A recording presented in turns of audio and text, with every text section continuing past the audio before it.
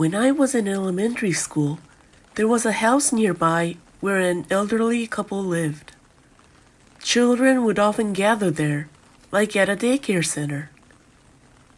It was a place for everyone to relax after school. The couple didn't have children, but they had a cute dog. Little by little, kids who came to play with the dog and children whose parents came home late started to gather there after school. It was like having a secret lair no parent knew about. Even after the dog died, children still gathered there as a remnant of the dog. The school was aware of this place, but since no one got in trouble or complained, they did not bother us. My parents both worked, and I was an only child, so I often spent a lot of time at the elderly couple's house. They were both very kind to me, and for a kid like me, it was a very comfortable and welcoming place. Every day, more than 10 elementary school children came and went, but the couple always gave out snacks and juice. In the evening, they even served dinner for all the children that were still there. I ate with the old couple. Some children even ate dinner there every day. The old couple loved every one of us very much. But sadly, this didn't last for so long. Before I entered the upper grades of my elementary school, 2 boys who seemed a little mischievous started coming in and out of the house. At first, they were quiet, but soon I started seeing them being up to no good. Sometimes they would steal things, and others they would purposely make their room dirty. I remember them having fun playing pranks. Maybe because no one else seemed to notice the pranks, they gradually worsened each day. Then, one day, they started putting strange things in Grandpa's drinks and food, laughing at Grandpa not noticing and watching his reaction when he did. Sometimes they tried mixing in a lot of salt or sugar, and other times they tried putting in a couple of strands of hair or gummy-like sweets. That day, it seemed like the 2 of them were planning a prank similar to that. "The one who puts the strangest thing in today is the winner," the 2 made a deal. With that, both of them split off to look for strange things and came back grinning. When Grandpa brought the food, the 2 of them quickly mixed the foreign objects they had brought into his food. The food was brought to everyone at the table, with the 2 who were trying to hold back their laughter. It was time to eat. Grandpa and Grandma say in unison, "Let us eat." As usual, everyone started eating. I remember that the meal that day was a soup with lots of vegetables in it and fried chicken. It was when the old man had finished his soup.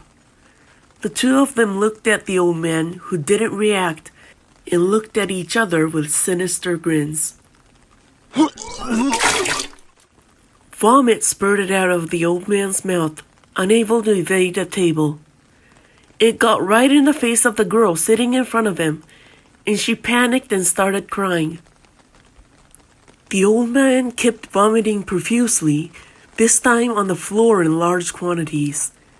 He collapsed to his knees, foaming from his mouth.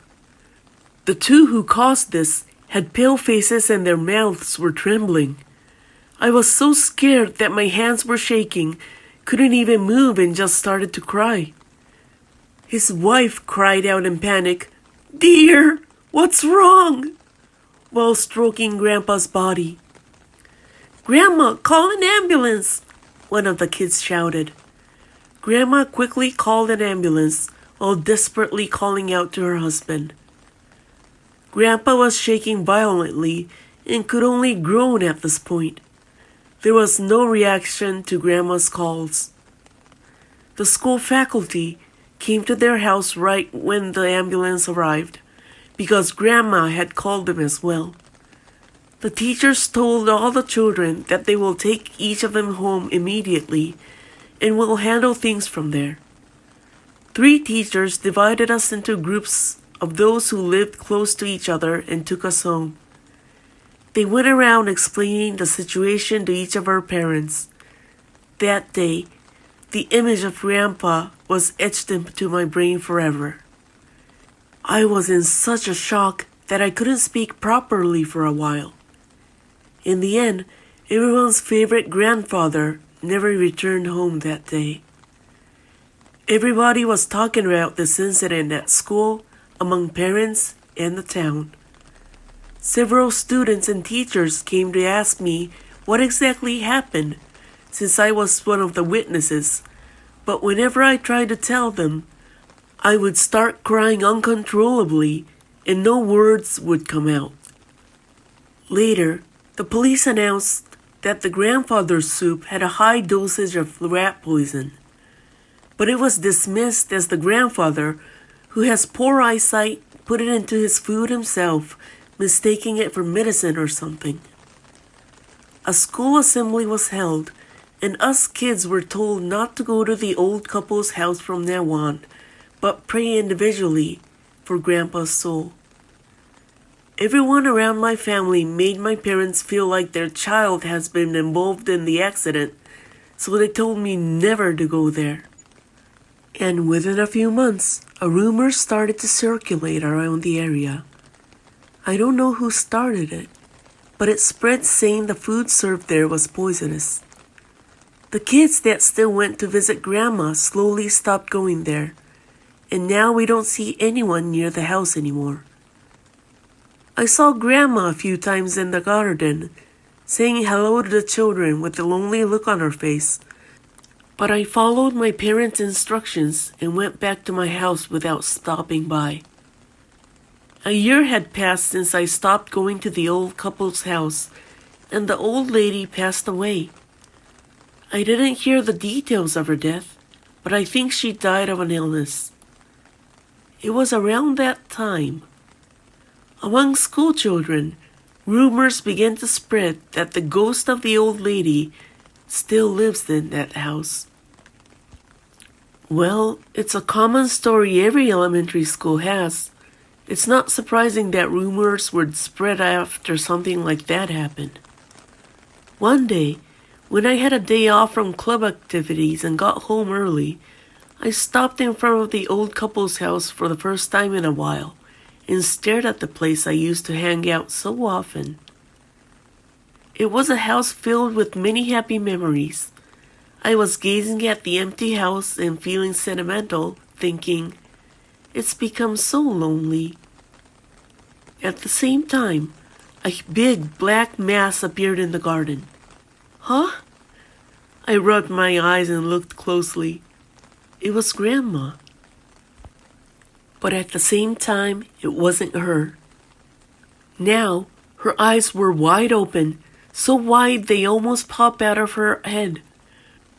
Her face was expressionless, but even I could feel her ominous energy of anger. I gasped and ran home, chanting, I'm sorry, I'm sorry, I'm sorry, in my mind. Grandma had noticed that day that someone had put rat poison in her husband's soup.